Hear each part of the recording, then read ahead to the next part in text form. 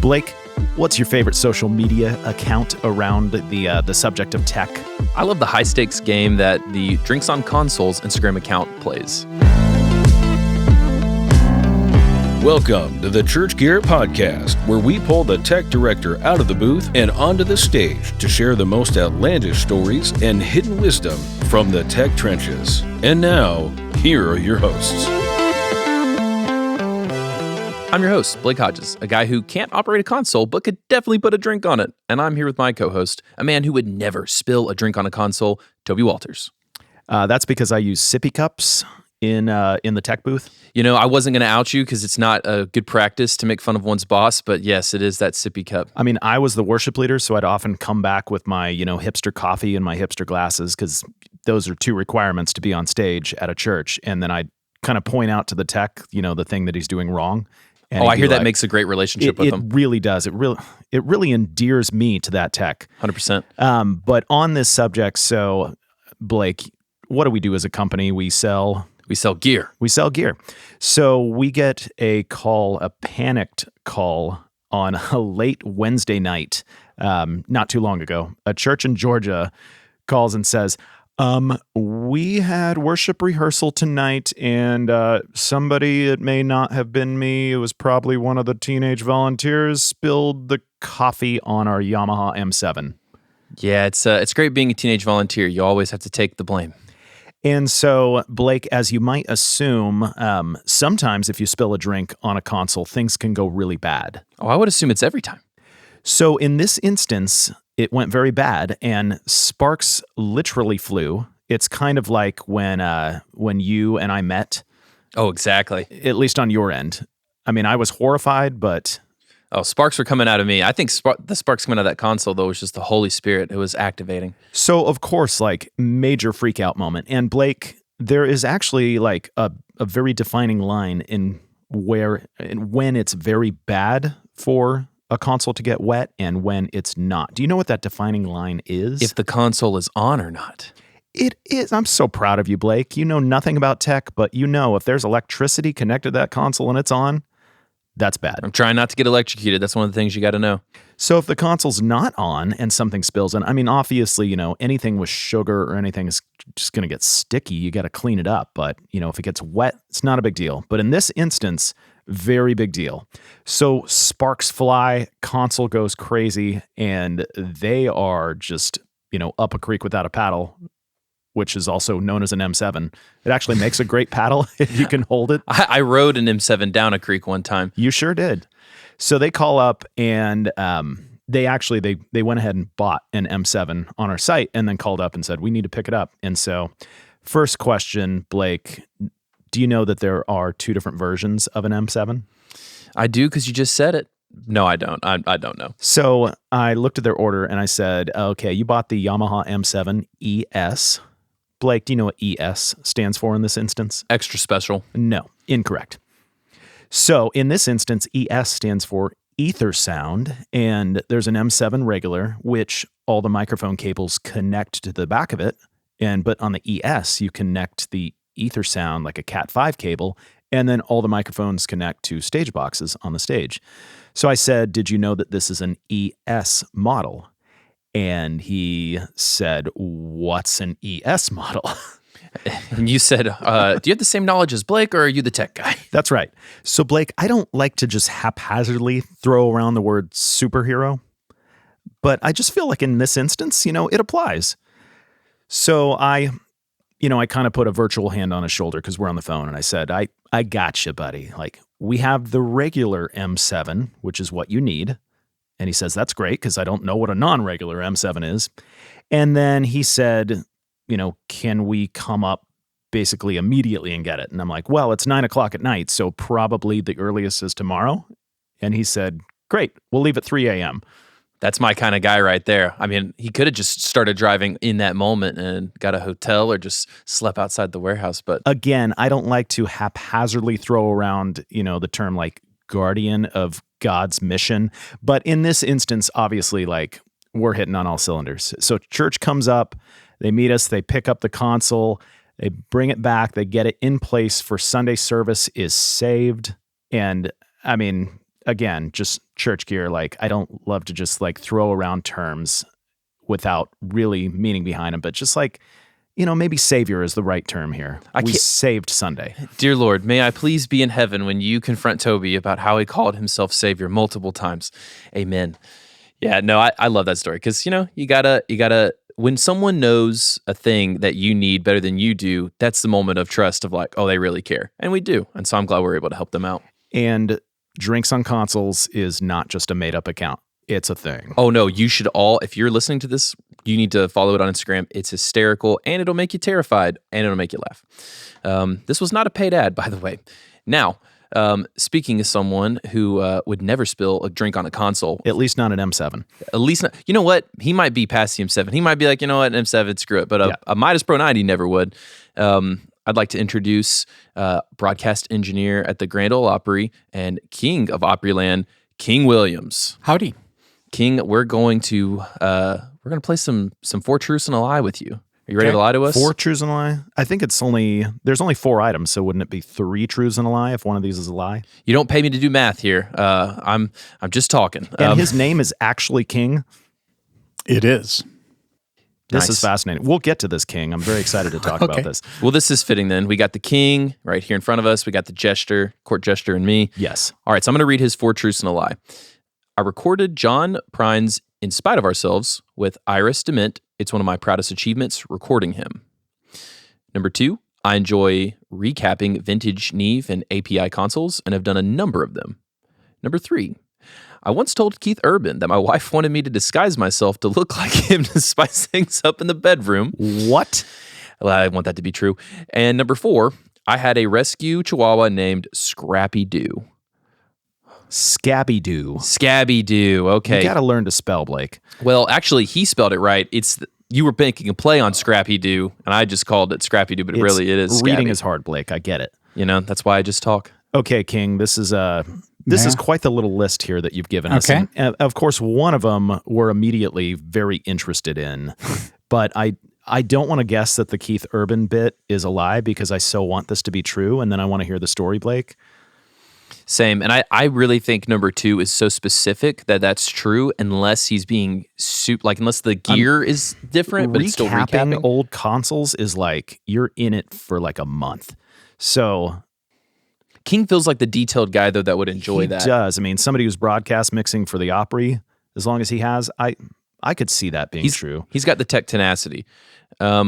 I'm gonna say he named his dog something else, and that's where the lie's baked in. I'm gonna lock in number 4. I'm gonna go with you on this. I'm gonna agree with you. Oh, it's a magical day, King. We're official. Okay, King. What is the lie? The lie is, I guess it's a half-truth in that I have indeed recapped a number of Neve and API consoles, but I did not enjoy it. Okay. So, hundreds and thousands of capacitors coming in and out and soldering until your eyes are bleeding is not your favorite thing to do. Literally. And in the case of the Neve consoles of a certain era, the way they installed the capacitors these are old 2-layer circuit cards, so they're through the layer.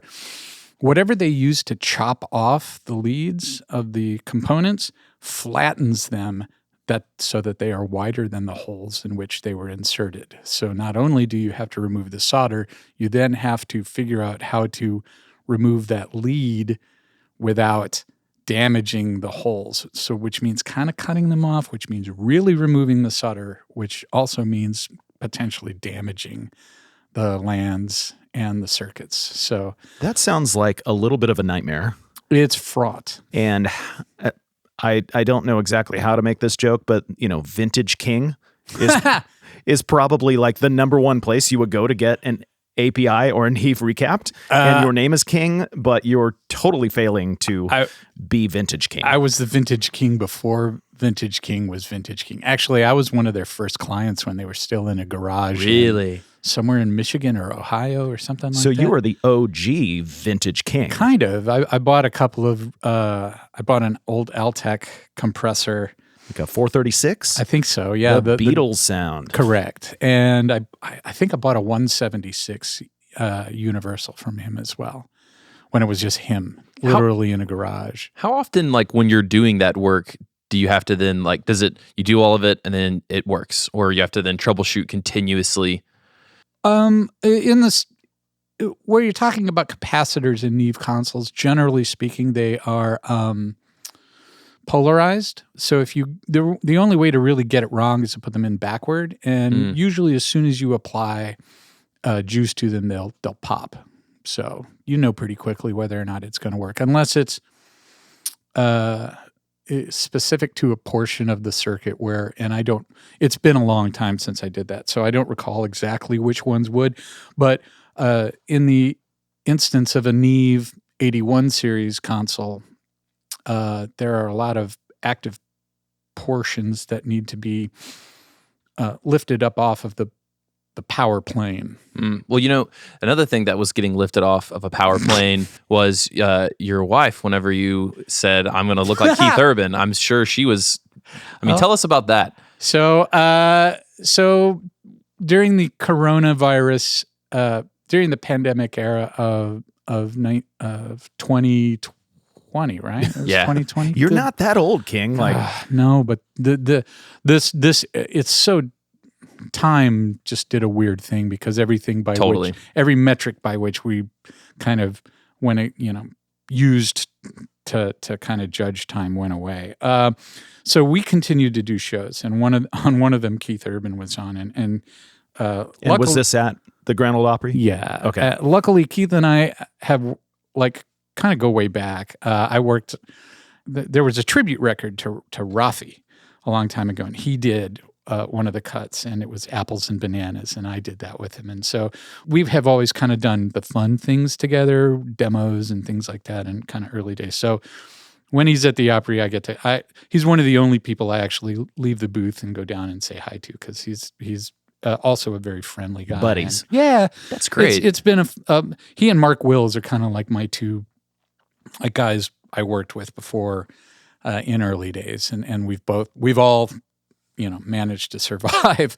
My wife knew about it, and she said, you should crack this joke. And so I saw him on the deck, and I said, hey, how have things been going? And he's like, good. I was like, I got to tell you, my wife, just to kind of make things a little more interesting in this era, she's given me two choices. And one is to kind of disguise myself to look like, you, and the other was to wear a big bushy, like Fu Manchu 70s style mustache. And at the time I was wearing that mustache. Which one was more likely in this scenario? Yeah, that. And so he was standing there politely listening to me tell him something horrible. And is his face getting red at this point? Not red, but and then I had the mustache, and I said, so those were the choices. And then I just sort of pointed my hand at my face, and he went, oh man. So I made him uncomfortable, and that may have So been. in this COVID era, when there's not a whole lot else to do, especially when you're married, you're stuck at home, and for trying not to be too crass, your wife saying, hey, two options to spice things up, either Keith Urban or the stash. And you went with the stash. I went with the stash. Yeah. Did you tell her that, hey, if I'm going to look like Keith Urban, I need you to look like Nicole Kidman? No, sir. Because King is a smart man, Toby, who values his life. See, I told my wife that, and it just didn't go over so well. So how come when our wives can tell us things like that, but we can't tell it back to them? I feel like this is sexist. It might be. But we're all okay with it because we want to continue to have wives. Yes. Yeah. Mine is a very, very excellent domestic situation. So I want to keep it that way. Yeah, absolutely. Yeah. It's luck and skill, and I prefer skill. Yeah, and when you hear domestic situation, when they call those in, whenever there's been a domestic disturbance, he's trying to keep it domestic situation. Our domestic situation is undisturbed. Oh, that's great. Yeah, well, absolutely. Speaking of being disturbed, we are going to disturb you by hounding you with questions about the Grand Ole Opry. Sure. But before we do that, let's just give us a little bit more background on how'd you get your start in tech? I mean, you have one of the coolest jobs, so people have got to be wondering, how does one get there? My path to the Grand Ole Opry began in Chicago, Illinois. in the middle 80s, I decided that I would like to work in a recording studio. And I'd been a musician in a small band, and we had done some, small band recordings at a local establishment. And I had a music theory course with this really brilliant man, Dr. Schnell. And he took us to Streeterville Recording downtown, which was one of the really big commercial houses in the city. So you have to realize that the recording business in Chicago at the time was really based around commercial campaigns. Totally, for ads. And industrials and things like that. Yeah. And so we went in there while they were doing one of those Budweiser Light campaigns. And it was a guy sitting in behind a big SSL console, and it was a very big, complex score. And I saw all of that, and I was like, "Wow, you arrange and you manipulate sounds that deeply and with that many channels." I thought, yeah, that's something I would really like to do. And so it's almost like scoring. It is on absolutely, the back end. Yeah. And they treat it that way. And in Chicago, it's so you have to. At least at the time, it was still very much like a unionized craft, right? So to do that, if you wanted to work in one of those houses, it was best if you were an IBEW member, and I wasn't yet going to go through all of that stuff because I was still living in the suburbs. So, were there any mafia undertones or connections that you were aware of at that time? Well, there's always that implication, but I think in those kind of trades, no. Like maybe in New York, but not as much in Chicago at that time. Yeah. Or you don't know. Certainly, I don't know. But honestly, the IBEW, the plumbers unions, the crafts unions where there are actually craftsmen, and you have to go through the steps. You're an apprentice, then you're a journeyman, and then you're a proper union member. Once you've really gone through the training and the learning, and that's how you earn your position there. But that also means that when you hire somebody like that, you're getting someone who knows the skills to a certain degree and a certain level. So a lot of folks do really well in that, and that kind of thing. Even though my journey was at a suburban recording studio when I was in high school, and I was an apprentice engineer, but it wasn't sanctioned, if you will. But the idea and the kind of the rubric was the same. You're going to learn how to set up microphones. You're going to learn how to document tape. You're going to learn how to do all of these things before you dare sit in the chair and actually run the expensive equipment and all of that. So it was a little more relaxed, and so there were more kind of midnight sessions and things like that. That's kind of how I learned. But anyway, it started there. And then I went to school at Columbia College out of high school. And I took courses from one of the deans of Chicago engineering community, a guy named Malcolm Chisholm. And Malcolm was a Chess Records engineer and had recorded, Chuck Berry and Muddy Waters and all of these guys. That sounds fun. Yeah, he was, and part of the legacy of kind of Universal Recording started in Chicago and then went west to LA, and Malcolm went that way for a while and did scoring engineering and things like that.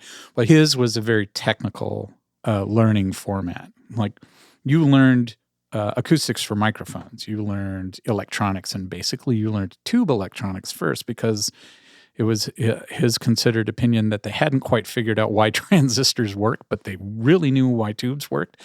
So the majority of the circuits that we learned were tube circuits. And then at the end of the course, we learned solid state electronics. That's why Blake still has a flip phone, because he doesn't understand how a touchscreen should actually work. Well, we've been looking at things like flip phones since the Star Trek. So it's kind of exactly click it open and off it goes. That's right. Well, beam me back into your story, Scotty. Anyway, so the long and short of it, and I'm sorry for the long of it, but you're no, not at all. But through that whole thing, eventually I ended up leaving Chicago, seeking warmer climes temporarily down in Florida.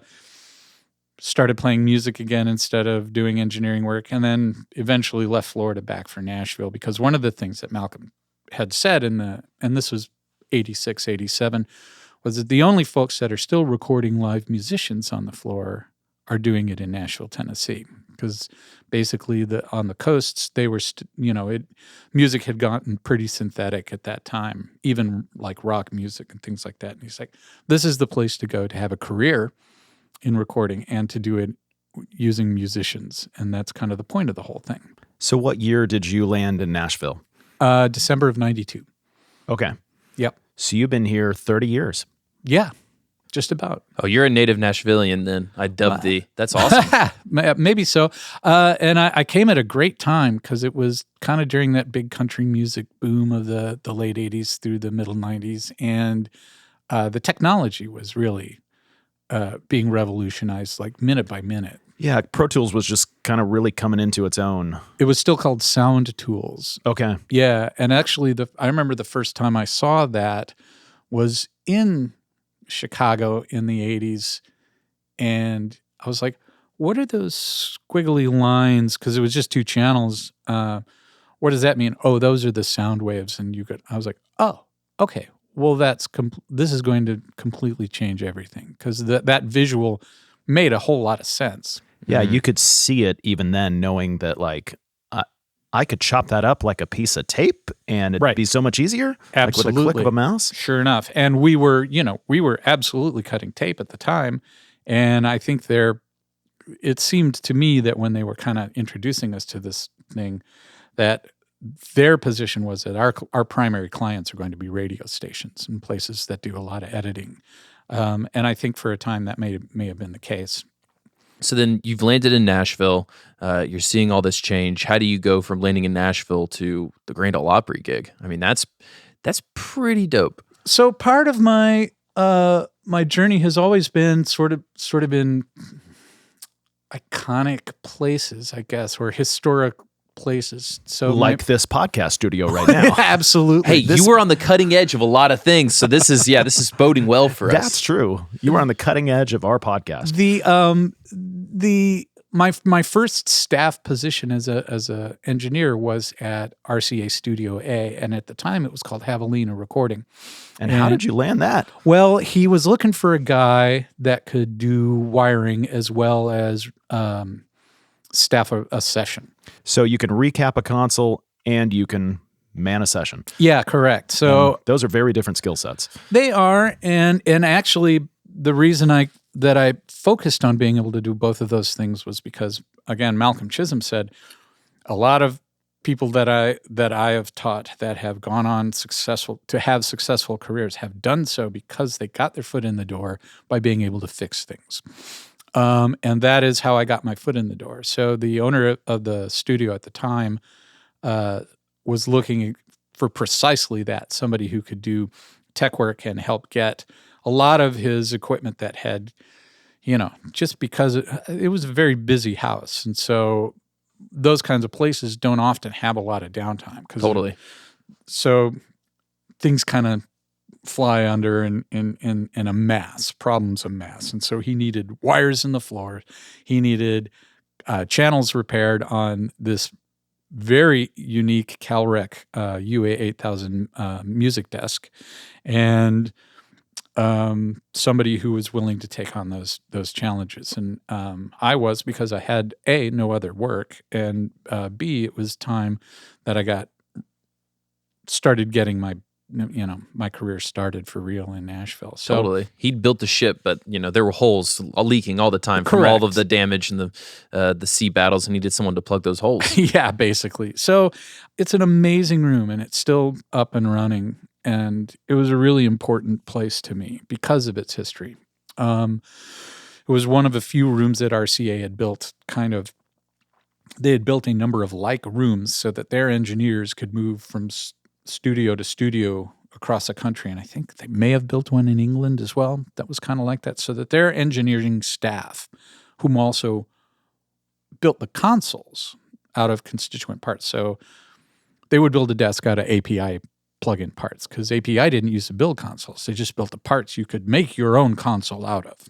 Right. The ultimate DIY. Yeah, exactly. They were like a kit company. And so they did build them, but it was extremely rare. And so they build them out of Fairchild parts. They built them out of API parts and probably other things. But the kind of the design principle was the same. So that's a really neat place to make records because also the soundstage is enormous. And it is reportedly... it is acoustically treated in such a way that the dissipation of the reverberant field in it happens flat from 20 to 20. So is that even possible? Well, apparently it is because what's interesting about that room is it doesn't sound as gigantic as it is because it's not leaving a tail at the top end that keeps spanging around or anything like that. Like there's almost no appreciable pre-delay to it either, but it's not dead. Like the space is gigantic, and the reason they did that was because nothing helps isolate microphones from each other better than space. Totally. So they're allowing all of the sound to disseminate out smoothly. Correct. Like so totally. It's I think the RT60 in that room literally is a second and a half, maybe close to 2 seconds, which is a pretty big room. Yeah. But it doesn't sound like a cavern. That is fascinating. It's really an amazing place. Whereas our, a lot of our listening audience is working in churches, and they have rooms that may have the same, reverberant delay time, but at the same time, like they are fighting against it every second they're mixing until they fill the house. Yeah.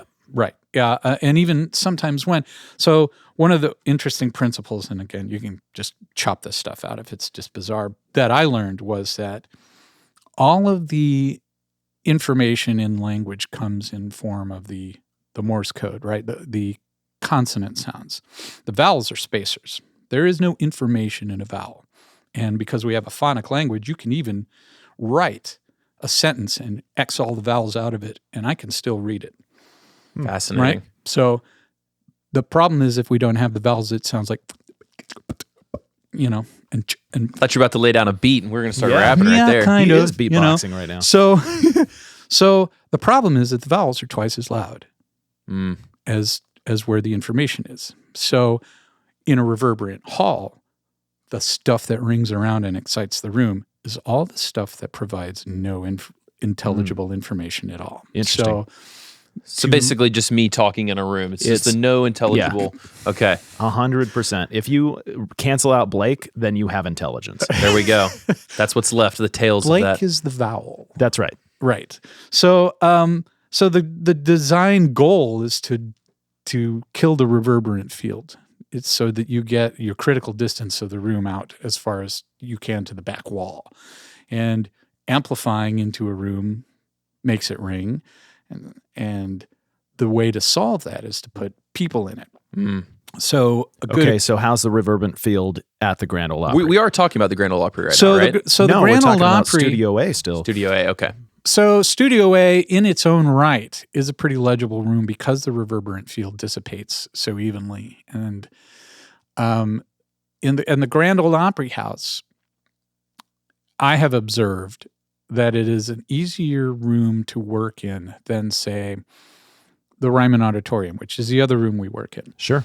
The Opry House is a more modern acoustic design, meaning that it was designed with amplification in mind, for one, and it's also easier to treat that room because it is not the historic artifact that the Ryman is. So you have to be more careful about what you do at the Ryman Auditorium because of its historical value. Now, the Opry House is coming on into its own as a historic venue, but it has been more treated, and thus it is more dead and a larger volume of space. It'll seat literally twice as many people, so the space volume is a lot larger. So it is pretty easy to mix at the Opry House because the room itself is treated pretty dead. When you put 4,400 people in it, the critical distance does come all the way past, I believe, front of house mix, and it's a weird place because the back end of that auditorium is actually open to the lobby below. Interesting. Yeah, it's a really neat. There are a lot of really neat things about that building. And you're mixing broadcast mostly. Correct. So do you I'm- ever sit front of house and mix there? Or No. always broadcast. Best to not. Yeah. I've never really mixed live music for an audience on a PA system. Because you have that studio background. Correct. So you're sitting in broadcast, and it feels very much like the studio world, even though it's a live. Correct. It's a live performance. It's an isolated booth, Yeah. and that is, and actually we can segue to the way I got to the Opry. So I was doing a session for a producer in, I guess it was 2004. We were at the Sound Emporium, and he was doing a companion soundtrack to a Pixar film. He had been hired by Disney to do this thing. And he wanted to do it kind of hearkening back to the way the Wrecking Crew made Beach Boys records. So we had 2 drummers. We had 2 keyboardists. We had a section of guitarists. And are you recording these guys at the same time? Like Correct. The drummers are playing, so it's like a larger than life sound. Correct. Yeah. So my favorite thing to do as a recording engineer was to track. Like overdubbing, oh, good Lord, no. And mixing, yeah, fine, that's fun, and that's kind of the creative process, but tracking is sort of why I do what I do. That I like bands. And Nashville, everybody's so ridiculously good here that you can put a good band together and just literally pick and choose people off the shelf and cast a thing. And that's what had happened here. And it was, of course, a band full of brilliant players. And we ran the desk out of inputs. They had a 8128, I think, which was a larger size one, which was a 48 basic input, and then another set of stereo channels. That's right. They made it in 2 sizes. There was a 56 channel and a 32 channel. Anyway, we had the bigger one. It sounded great. And I ran them out of inputs, and me and the other staff engineer were running around there, just literally just getting mic amps and sticking them out and putting microphones up, and then just dropping them right into the back of we were recording on radar unit there. So I had 40, Gotta love those radar systems. They sound amazing, frankly. So we had a 48 channel record, and I'm not channel hungry engineer. I submix a lot of stuff and do those things because You're efficient with your channels. well, it used to be 24 tracks. Yeah. Right. So there was still such a large band that we needed to do that. And we did the first track, and there were guest singers in every cut, every cue. And so we did the first track, and the band came in and took a listen, and it was this amazing band, and it sounded great. And one of the musicians in the band was Steve Gibson, who was the newly minted musical director at the Grand Ole Opry. And we had known each other for a long time. And the first time I met him, I fixed one of his Telecaster guitars. That's a great first impression right there. Yeah, and that was back in the Javelina days. Anyway, he saw that there was me, a guy, and they were looking for a new broadcast mixer, and they were hoping to poach somebody from Music Row who made records to do that job because they wanted somebody to kind of refine the sound a little bit in a different way than it had been. So on that session, he saw me doing this thing where I'm wrangling a bunch of inputs and kind of just creating a mix in the moment. And he asked me if I wanted to possibly consider working at the Grand Ole Opry. And I said no. Oh, wow. Yeah. Well, This story just took a turn. there were 2 reasons. And the first one was at the time, and this was something that they were trying to do, at the time, Music Row and the Grand Ole Opry were 2 very distinct and disparate entities, right? The Opry's kind of outside of town, and Music Row's right in the middle of town. This is the record business. Theirs is a live radio business. And there the twain shall meet, in a lot of ways. And the other thing was that for a long time, it felt like, from the perspective of folks on the road, that the Opry was a place where careers kind of went to die. right? Like and a place What a where change. Oh, absolutely. And that's why Steve Gibson and George Massenburg was a hired consultant. And there were a number of folks, and they were really working at changing that. So he asked if I wanted to do that. I said, no.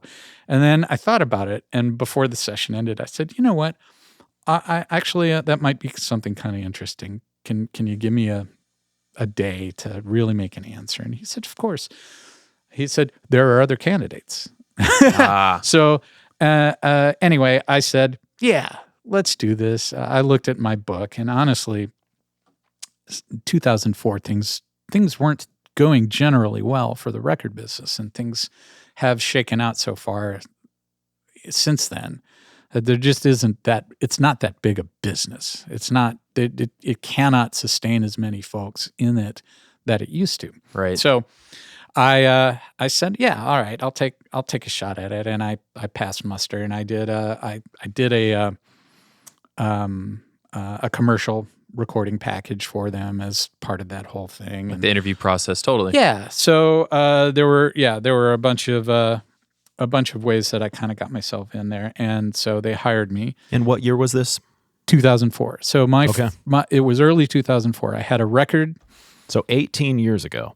Yeah, it'll be 18 years in July. Wow. Yeah. Your time at the Grand Ole Opry, you can buy cigarettes. He wouldn't smoke them because he's a singer. But it's funny because I said to myself, well, I'll give it a year and see how it goes. And yeah. Same. That's what I do at this job every year. I just go, well, I'll give it a year, see how it goes.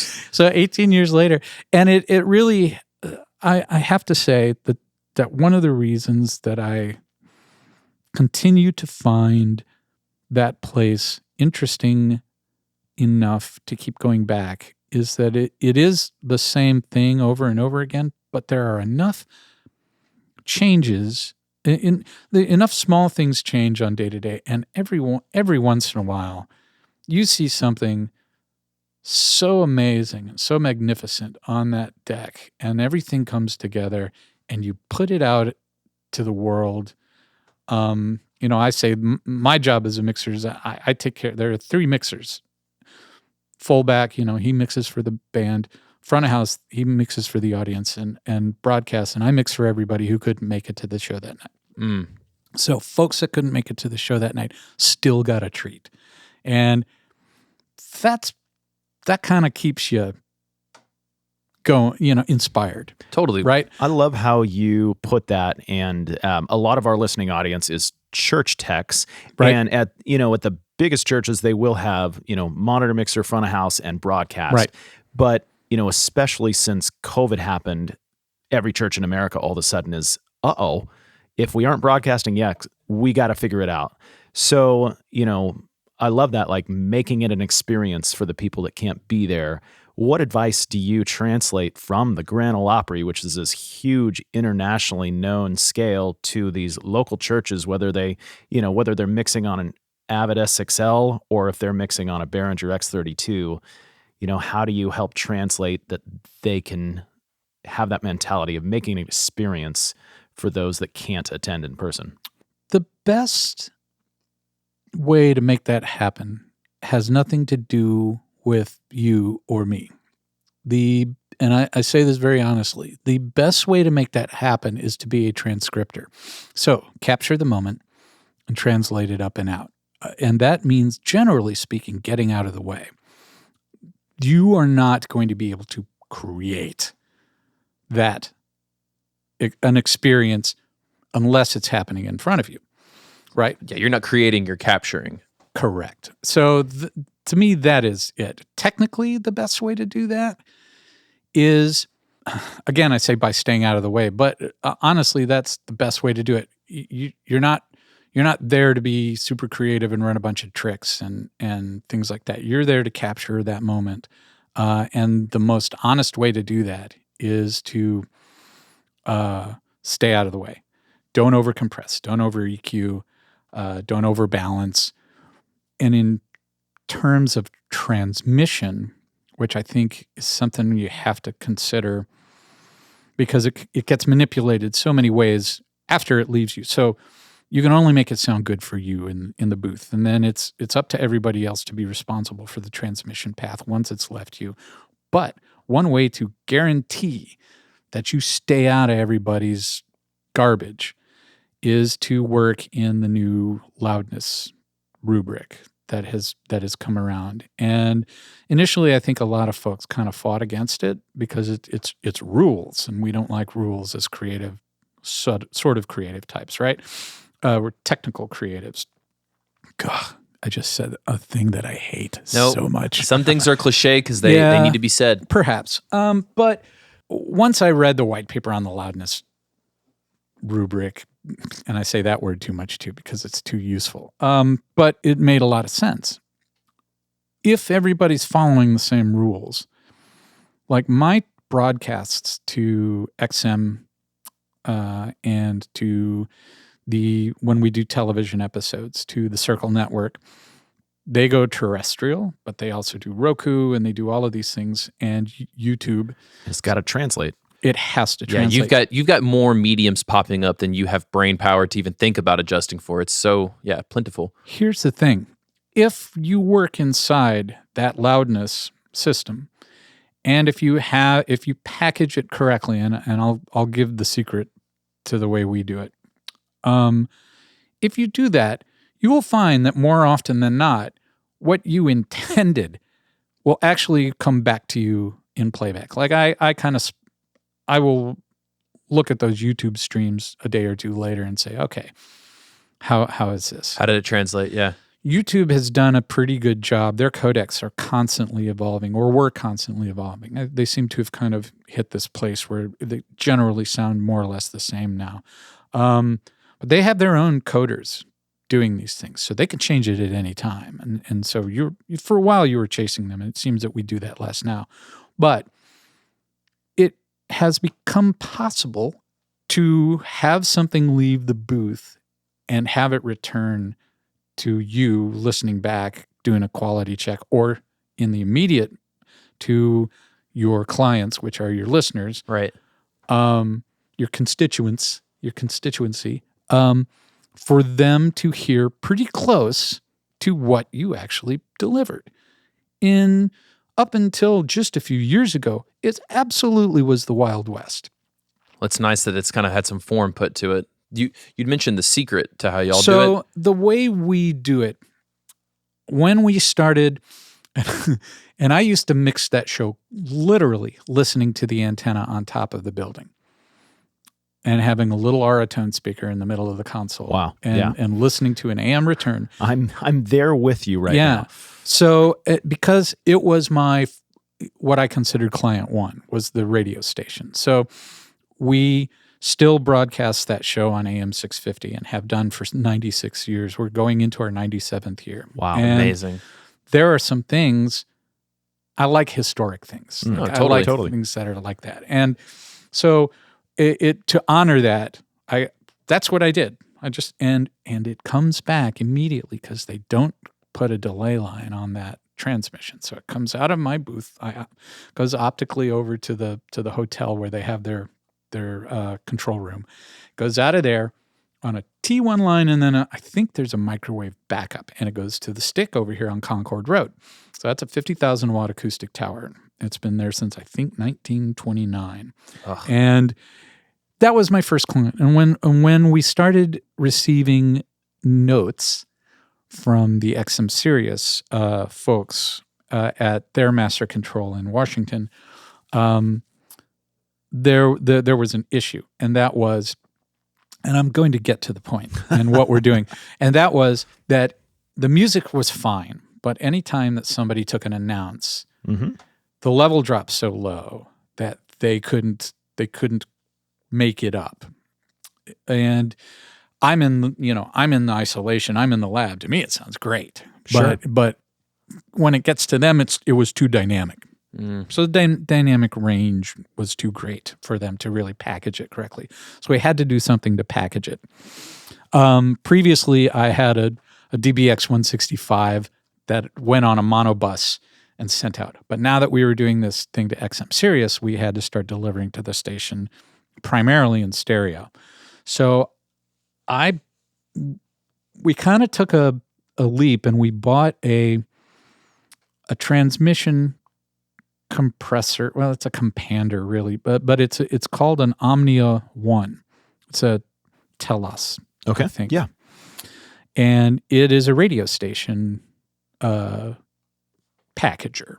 It's a multi-band compander. It does AGC as well as bands of compression.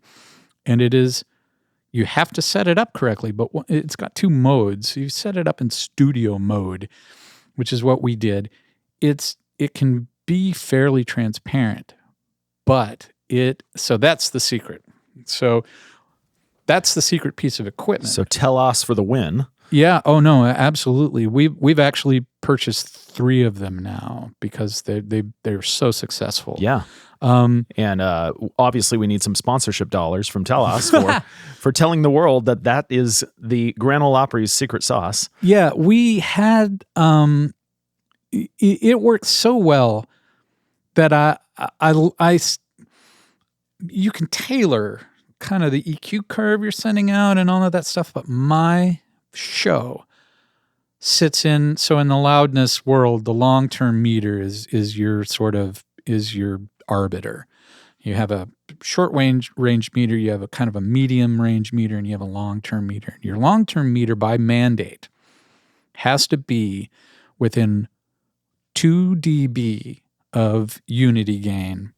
Okay. Right. And so unity gain, which is it's a kind of a dial norm thing. So it's a loudness unit that they call these things. And so unity at 0 is more or less about minus 12 on dB full scale. So my long-term meter using that device, if I'm 0.5 of a dB off of 0 for a 2-hour show, I'm a little surprised. Yeah. Yeah, it's a remarkable piece of equipment. That's amazing. So all of our nerds out there listening right now are like just eating this up. They're currently shopping for this Telos unit. They're like, talking about unity gain is just blowing their minds right now. Blake and I are completely lost. Oh, and sorry. For the non-nerd audience, we're just going to confess, all we're sitting here thinking is, who's the coolest artist that ever come through the Grand Ole Opry? Who's your favorite? Well, we already know That Keith's. and lunch. Sorry. Well, obviously. But our audience might be listening during dinner time, so. The list is enormous, man. I mean, like let's free him up to not country artist. Are we throwing him under the bus by naming a favorite child? Yeah, I don't want to No, nail him down to favorite. If you could just want to say some favorites, that way no one gets their feelings hurt. well, the folks that come and obviously love being there and always bring their A game, and their bands are so good that everything's really fires all the time when they're on. Well, Keith Urban, his bands are remarkable, and he's an amazing artist. And obviously, if you look like him, it does not hurt your domestic situation. For your audience, I do not look like Keith Urban. No, King's being too humble. He totally does. I can grow a really gross mustache, though. There we go. Lady A, my gosh, they always sound amazing.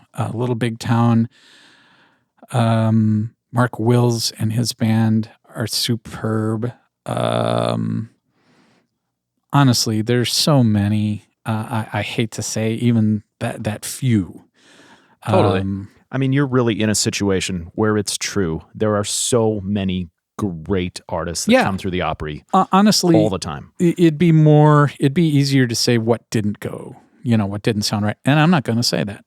So, but it's all too rare. It's a really unique thing when things kind of go sideways, because the system that's developed over so many years.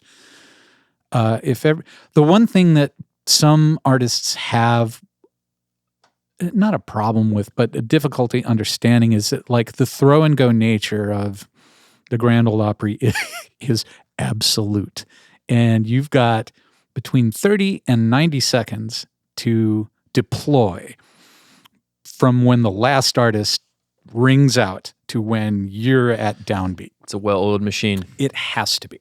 So our input structure is concrete, and you have to fit your system inside of that. And when you do, it goes.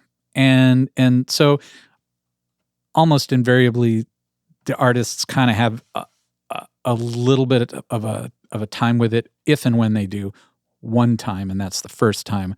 Then they see it work, and they listen to the result, and it's generally speaking probably above average. Totally. They then trust the system, and the next time they come, they're just like, "Oh, they submit to the process." Yeah. Well, they're like, "Let's do this. This is good." Yeah. Then they relax, and then they that's have great. fun, and then you get your best work out of them. Yeah. And speaking of getting our best work out of people, we typically like to do a tech takeaway at the very end. Okay. Where it's like, and you are a wealth of knowledge. So I'd love to hear yours, where it's like, He's going to have a hard time picking one, but he has to pick one, right? He can't give us like 57 like goldmine nuggets of knowledge. Well, it depends. If he wants to come back, we could do a whole day of episodes. We'll just mine him like he's Bitcoin for these tech takeaways. It'll take a lot less energy. He's that QR code on the Super Bowl that we're just trying to scan. It's Yes. running across the screen. Keeps wiggling about. But essentially, it's just something that you would tell us, because again, our audience are church techs typically. Right. Like, what would you give them for advice on either? It could be technical. A lot of people go philosophical. Of like, this would help your Sunday service. This would be a thing I'd keep in mind. You already had a really great one earlier, so now I'm asking you for a second one. Your other one was great about just getting out of the way and not putting too much compressor. I think that's philosophical. Yeah. I mean, that's your job, potentially. I mean, you're making records. You're taking a bunch of raw material and creating. You're the artist partially. You know that you've got a canvas because you can kind of keep revisiting and brush stroking it and things Right. like that. With live. I mean, there's the converse. There are transcriptor kinds of records that like audiophiles and purists are into and all of that stuff. And fine, whatever. But they're not nearly as fun quite often. But in the live, yes. Get out of the way. Be a good engineer. Solid practices are your best friends. And I think the most solid practice is all about phase relationships. When I started at the Opry, we had a System 5, and the engineer previous had been using a lot of outboard equipment. And I have a dear friend who works for Euphonics, and I asked him to sit in with me, please, because the day I started, it was a Tuesday, was the day I started. So it was, "Hi, everyone, this is King Williams. He's our new broadcast engineer." All the other engineers said hello. And then I went upstairs into the booth, and then a couple hours later, we were on the air. So that was a pretty, It's an intense day right there. It was. And so I had my buddy Graham Lewis, who is the Euphonics field engineer for System 5s and likely everything else, because there's a guy who knows what he's talking about. Anyway, I was like, so all these inserts, what's our relationship here in time, which means phase, Right. to all of the rest? And he's like, well, it depends. And I'm like, cool, I'm turning all of this off. Right? Because phase is more important than just having cool gear. invariably. And so because I also know how much I don't know, my trust in what I'm hearing can go out the window if I'm not sure of my fundamentals. Totally. Okay. So it's really the harrowing part of the job for me. So if I don't trust the fundamentals, then I start not trusting what I'm hearing, and then I spin out and it's Yeah. it's a catastrophic for me. Yeah, keep into the fundamentals, really. Right. Yeah. So and the a number one of them is for me is timing, because I think that's what makes, especially working in the digital world, what makes it at least possible for that stuff to sound not like garbage. So That's phase, great. Yeah. Phase relationship is so important that a new engineer or somebody new to tech, it's like Chinese. Like, it's a language you don't understand, but our ears speak it. and only it. Yeah, only it. That's a good translation, Toby. Yeah. So, King, We got to thank you so much, man, for coming on the show. Thank you. It's my honor. I'm glad to try to help disseminate some useful information. Honestly, you said you loved history, and I feel like we got we really codified some Nashville history really today. Having you on. Perhaps. So this is typically where I'd say some plugs for the guest. I mean, Okay. you are probably a man who doesn't want to be bothered, but if you do, is there anything you'd like to plug? Watch the Opry live broadcasts on the Circle Network. I think they're Or listen to the radio broadcast if absolutely you're within a few hundred miles of Nashville. Listen, there is nothing that sounds cooler than like Del McCurry, who are like the bluegrass Blue Angels, or Ricky Skaggs doing a bluegrass thing on the AM radio. It's a time machine, and it's brilliant. It sounds amazing. A treat for the ears. Absolutely it is. So yeah, AM 650, if you're a modern kid, dig on the Circle Network on wherever it can be reached, and the YouTube. It streams live to YouTube and I think Facebook, but I've got my phone sitting on the edge of the console, and it's my confidence monitor. I'm watching it on YouTube. But Blake, not his drink. Yes. Not my drink. I love that tie back. I'm going to give that to you. Yes. The phone for the confidence and the checks, but not for the drinks. That's right. Thanks for listening. And hey, congratulations on surviving Sunday. If you happen to make it through next Sunday as well, join us again for your weekly Tech Breather. Blake, I feel like, the biggest audiophile nerds out there are just like, they're rewinding. I know you don't rewind because it's a podcast, but they're going back to the beginning and starting over already. Oh, they're putting that crank. They're hooking it into their phone somehow, and they're old-timely. They're cranking it right back. Yes, yeah, they're playing using it that back. time machine of AM radio, even though it has nothing to do with what I'm trying to mean. They're rewinding, but they're going back in time to listen to this episode again. And if I could go back in time, I would say, hey, if you enjoy this episode, you should text it to a friend. Absolutely. Rewind it back with them. Yeah, say, holla back.